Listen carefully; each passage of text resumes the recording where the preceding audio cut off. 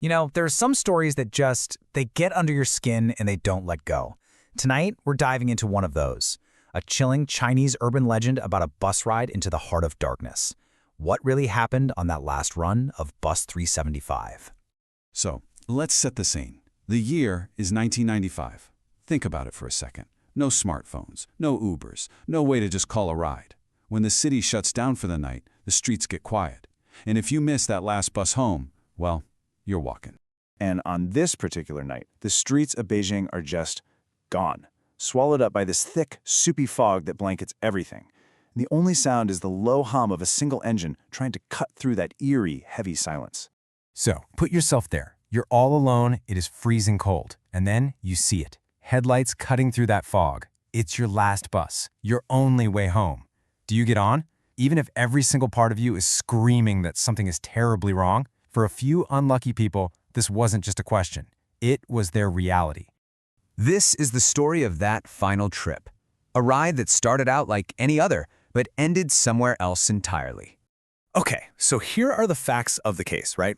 It's November 14th, 1995. We're on Bus 375 in Beijing, on its last run of the night out to a place called Fragrant Hills. But here's the most important detail: the fog. We're talking zero visibility. The driver was basically flying blind.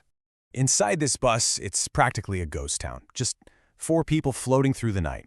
You've got the driver, just trying to get through a shift, the conductor, probably counting down the minutes, and then 2 passengers, an old woman, who you just know sees everything, and some young guy. Just 4 strangers, trapped in this little metal box. And the silence, wow. It was the kind of quiet that's so loud, Nothing but the low drone of the engine pushing through the fog. It was a perfect, empty stage for what was about to happen. And this is where a normal, boring night takes a very sharp turn. That steady drone of the engine is broken by the sudden hiss of the brakes. The young guy is startled. He shouts up to the driver, "Hey, why are you stopping here? There's no bus stop." But the driver just points. And out of that swirling mist, 3 shapes had appeared, waving the bus down. So these 3 figures get on, and they're dressed in these ancient Qing dynasty robes. I mean, not just old-fashioned, but like ancient. And their clothes are caked in dirt, as if they literally just dug themselves out of a grave. 2 of them are holding up the 3rd guy, whose head is hanging so low you can't see his face. Just a curtain of long, dark hair. The conductor kind of laughs it off, right? "Oh, they're probably just actors from a movie set nearby," she says. But the old woman? Oh, she knows better. She feels this deep, bone-chilling cold that has nothing to do with the weather. Something is very, very wrong here. The old woman just can't take her eyes off them. Her heart is hammering in her chest with this dread she just can't explain. And then, a simple gust of wind changes absolutely everything. A draft of cold air cuts through the bus. And what it reveals? Well, it turns the old woman's blood to ice. For just a split second, the wind lifts the hair of that man in the middle, and she sees nothing. No eyes, no nose, no mouth. Just a blank, smooth surface of skin. In a panic, her eyes dart down, and that's when she realizes they aren't standing. They're floating. None of them have feet. She has to act, right now. But what can she do? She can't just scream ghosts. They'd think she was insane. So she does the only thing she can think of. She leaps to her feet, points a shaking finger at the young man, and accuses him of stealing her purse, starting this huge, desperate argument. And it works. The driver has had enough. He slams on the brakes, throws open the doors, and shoves both of them off the bus, telling them to sort it out at the police station. And just like that, they're left standing in the cold fog, watching the red taillights of Bus 375 disappear into the night. They're off the bus, they're safe. But the driver, the conductor, they're still on board. And that bus is now driving off into oblivion.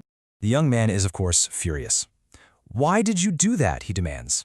The old woman turns to him, the terror still etched on her face, and says quietly, "I know you didn't steal it. I just saved your life." And then she tells him everything she saw. They go to the police, but their story is dismissed as complete madness, until the next morning when their tale is horribly validated. The bus company reports that Bus 375 never completed its route. It, along with its driver and conductor, had simply vanished. The police, now taking their story very seriously, launch a massive search. 2 days later, they find the bus. And this is where the real mystery begins. So let's just recap the timeline here. November 14th, late at night, the bus disappears into the fog. All day November 15th, they find nothing. Then on the 16th, it's found. The bus is found submerged in a reservoir. But here's the thing. It's nearly 100 kilometers away from its last known location. 100 kilometers. A distance it physically could not have traveled, not with the fuel it had left. And this is where the story goes from a creepy ghost tale to something impossible. Okay, first, the bodies. They find 3 inside, the driver, the conductor, and one of the robed figures. But they're so decomposed, it looks like they've been dead for weeks, not just 2 days. Second, the fuel tank. There's not a single drop of gasoline in it. Instead, it's filled to the brim with human blood. The security footage from the route, it cuts out the exact moment our 2 survivors were kicked off. And what about the other 2 robed figures? Poof, gone, without a trace. I mean, none of it makes any sense, right? How does a bus travel 100 kilometers on blood? How do bodies rot that fast in 2 days? And where did the other 2 things go? For decades, these questions have haunted Beijing. The official case is closed, but the story is very much alive, leaving us with one final terrifying thought. What if the story isn't over? What if, on the next foggy night in Beijing, Bus 375 is still out there, looking for its next passengers?